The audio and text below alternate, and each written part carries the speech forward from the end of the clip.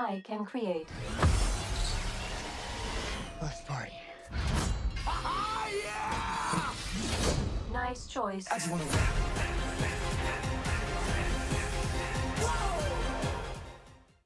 Hi guys. So I have seen the movie The Blue Beetle, and obviously it was a movie that I was very, very anxious to go ahead and see because I'm a big fan of Titans, and that's where I got my introduction to Blue Beetle in.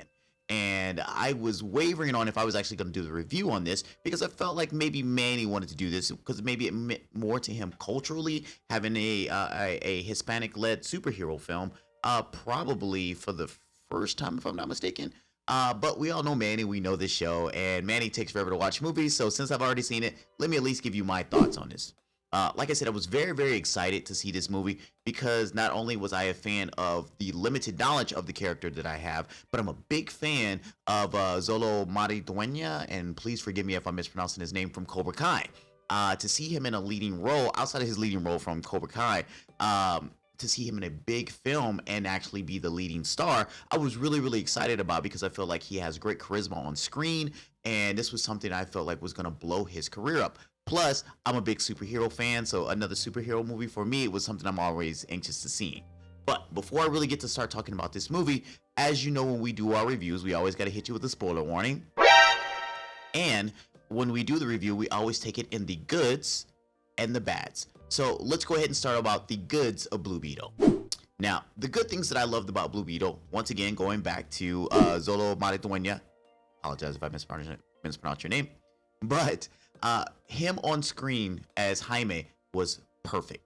I could not think of a better well, there's a few great translations from character to screen, but he did such an amazing job playing that fish out of water character. Like, hey, I got all these powers, I don't know what to do with it, my life's kind of falling apart. I mean, it really kind of felt Spider-Man-ish in a sense, but he did a great job playing this particular character.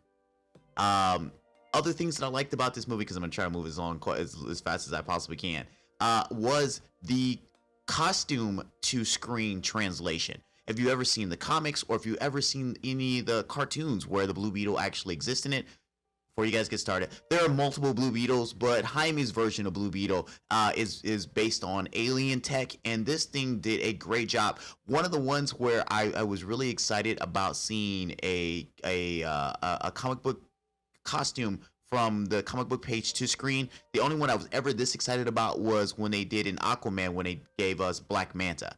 So this one here is right up there with that one. They did a perfect translation. I would say, and maybe we could talk about that a little bit in the bats, the interpretation of the alien AI that's with it, they made it a little bit more, I guess, friendly, because in the comics and even in the cartoon, it's more nefarious. It doesn't believe in like all of the niceness that was happening on screen with this particular character. But you let it go. It's a DC film, and they don't want to make everybody a killer in these films. Other things that I liked about this film is, I want to say and I feel like it's been said a lot, even when talking with people after seeing the movie, was the heart of the family. I do have some grudges with them, but seeing George Lopez in this movie, I felt like his character was perfect for it. The mom, the dad, the grandma, the sister, they all played their parts perfectly. Sometimes too much to their parts, and we're going to talk about that in the bats in a little bit, where I felt like maybe they should have toned down some of the family character, but when they were on screen, when they had their moments, really kind of showing what it was like to be in a very close-knit family and having your family member deal with something like this, how it affects everybody, and how they also want to see him succeed. Other things that I gotta say was good about this movie is the action scenes. A lot of times in superhero films, they get a really, really CGI heavy and things are super over the top. And I know this film is about a guy who gets alien tech that can kind of transform to whatever he wants it to be to help facilitate his need.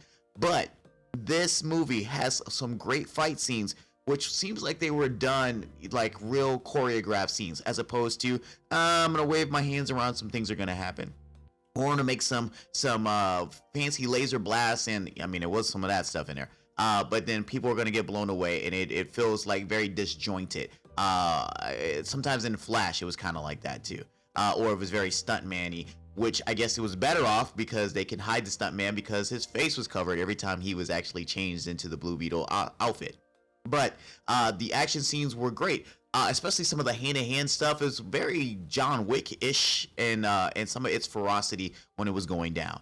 I'm gonna stop right there as far as that's where the goods that I had in this film.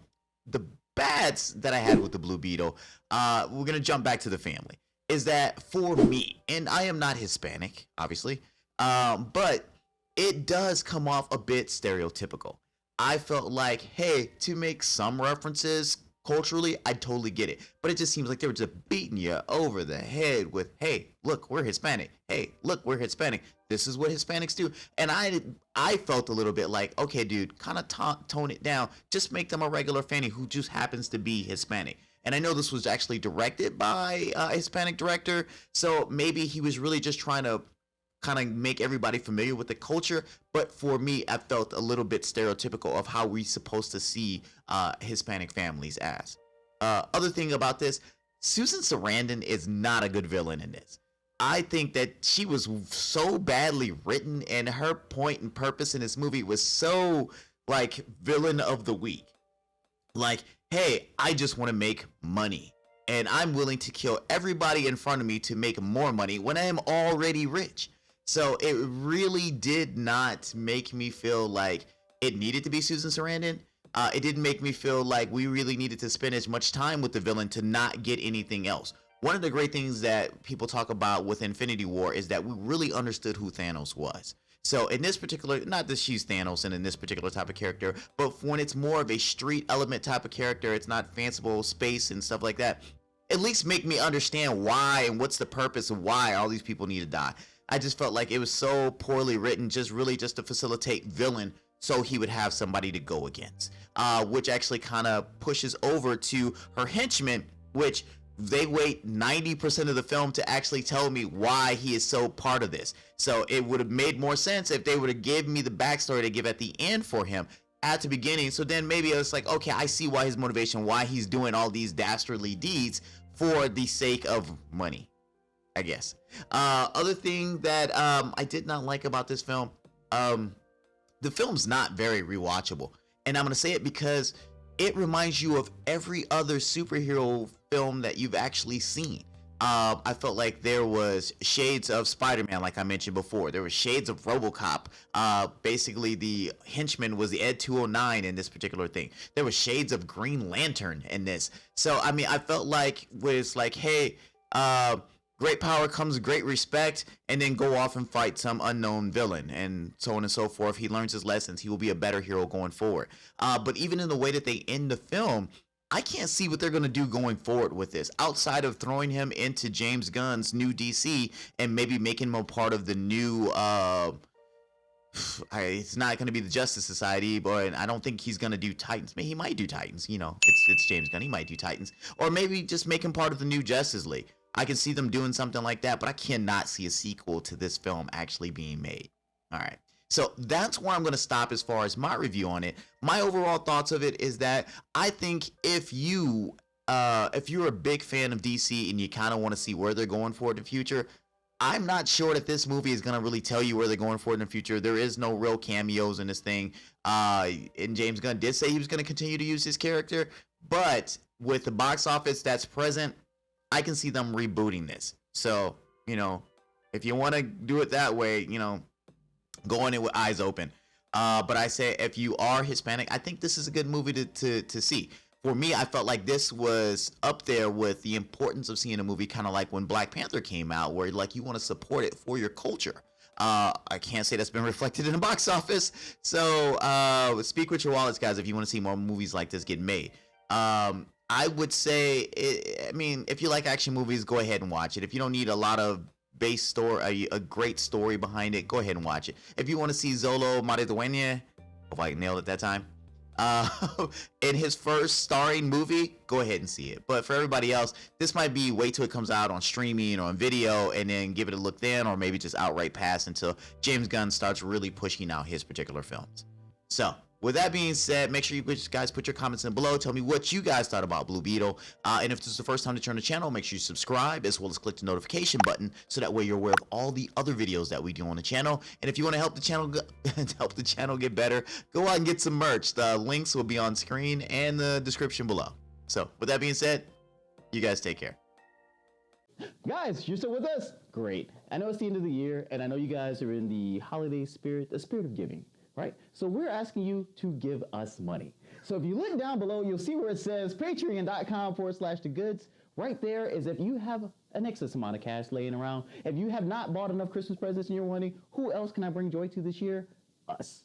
That's who you can bring joy to. Have you ever looked at us and you're like, man, they should get a better camera? You're right, because we don't have enough money to. You can help us do that. Patreon.com/thegoods. Help us out. We'd appreciate it. And you can be a part of the goods yourself.